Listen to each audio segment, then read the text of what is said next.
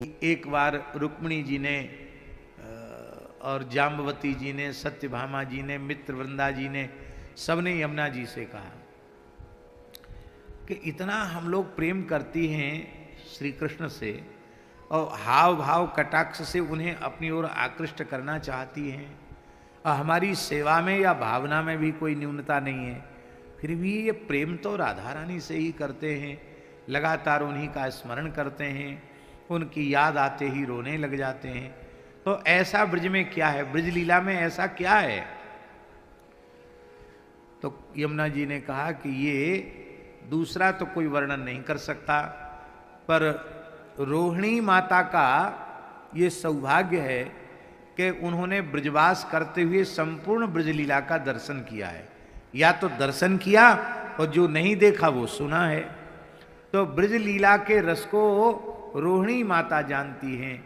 यदि रोहिणी माता ब्रजलीला का वर्णन करें तो तुम लोगों को कुछ संकेत मिल सकता है कि ब्रजवासियों का प्रेम कैसा है, ब्रज का प्रेम कैसा है, प्रिया प्रीतम का परस्पर का प्रेम कैसा है। प्रार्थना की रोहिणी माता से, बलदाऊ जी की मैया से।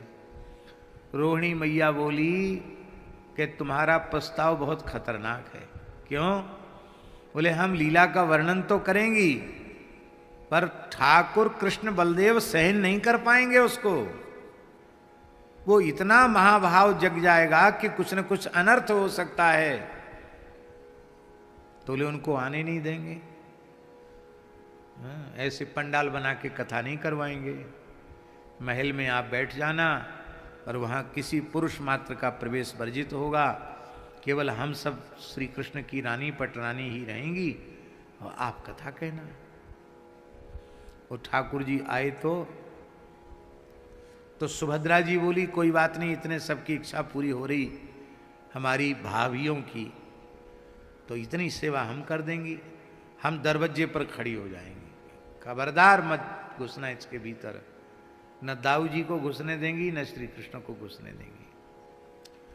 सुभद्रा जी दोनों की लाडली है, श्री कृष्ण की भी, दाऊ दादा की भी, सबसे छोटी है सुभद्रा जी। हाँ, सुभद्रा जी रोक सकती, और तो किसी द्वारपाल में शक्ति नहीं है।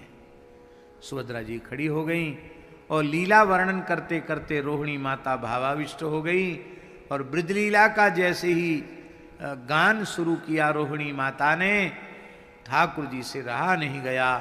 भाव विहल होकर बलदेव जी और श्री कृष्ण दोनों दौड़े और दौड़े दौड़े आए भीतर। तो कोई उनको रोकने वाला कौन था? अन्य ड्योढ़ियों में तो किसी द्वारपाल को रोकने की हिम्मत हुई नहीं, पर प्रधान ड्योढ़ी पर सुभद्रा जी खड़ी थी। उन्होंने कहा भैया अपनी बहन का मान रखना पड़ेगा, मुझे सेवा मिली है कि किसी को भी प्रवेश न करने दें। ठाकुर जी किसी में हम भी आते हैं, बोले कोई हो, चाहे आप हो चाहे कोई हो, हमें तो यही आदेश मिला है, नहीं तो नहीं।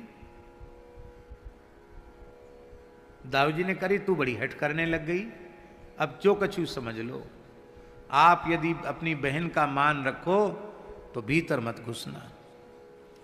तो बलदेव जी और भगवान द्वारिकाधीश श्री कृष्ण दोनों वहीं सीढ़ी पर बैठ गए और रोहिणी मैया को भावावेश हो गया। वो उच्च स्वर से ब्रजलीला गाने लगी, अपने ही ब्रज की रसमयी परम निष्काम प्रेम की लीला का श्रवण करके श्री ठाकुर जी गलने लगे, उनका श्रीअंग विगलित होने लगा, श्री बलभद्र जी का श्रीअंग विगलित होने लगा और उनको देख करके सुभद्रा जी का भी श्रीअंग विगलित होने लगा। और इन तीनों की दशा देखकर भगवान का सुदर्शन चक्र जो गोल गोल है वो भी गल करके लंबा लंबा खंभे जैसा हो गया और फिर लीला का गान बंद करवाया गया। नारद जी प्रकट हो गए, ब्रह्मा जी शंकर जी आ गए। आपका प्रेम विकृत स्वरूप का दर्शन कलिकाल के लोग करें, आप इसी स्वरूप में जगन्नाथपुरी में सबको दर्शन देकर कृतार्थ करें। आपने कहीं देखा ठाकुर जी के ऐसे नेत्र, ऐसी नाक, ऐसा मुंह, कोई न समझे कि ये ठाकुर जी हैं तो उसको तो लगे कि पता नहीं, ये जैसे बच्चे कोई खेल खेल में कोई बिगाड़ देते हैं फोटो, ऐसे तो कुछ कर दिया है क्या? लेकिन नहीं, वो प्रेम विकृत स्वरूप है। उन जगन्नाथ जी के स्वरूप का दर्शन करके श्रीमन महाप्रभु जी को ब्रज भाव का, ब्रज लीला का स्मरण होता और महाभाव से भावित श्री राधा रानी के मादनाख्य भाव का अनुभव करने वाले श्रीमन महाप्रभु जी जगन्नाथ जी का दर्शन करके इतने भावाविष्ट हो जाते कि प्रियादास जी ने भक्तमाल की टीका में लिखा है, आंखिन आंसून पिचकारी मानो। महाप्रभु जी के नेत्रों से अश्रुपात नहीं होता, आंखों से आंसुओं की पिचकारी छूटती थी।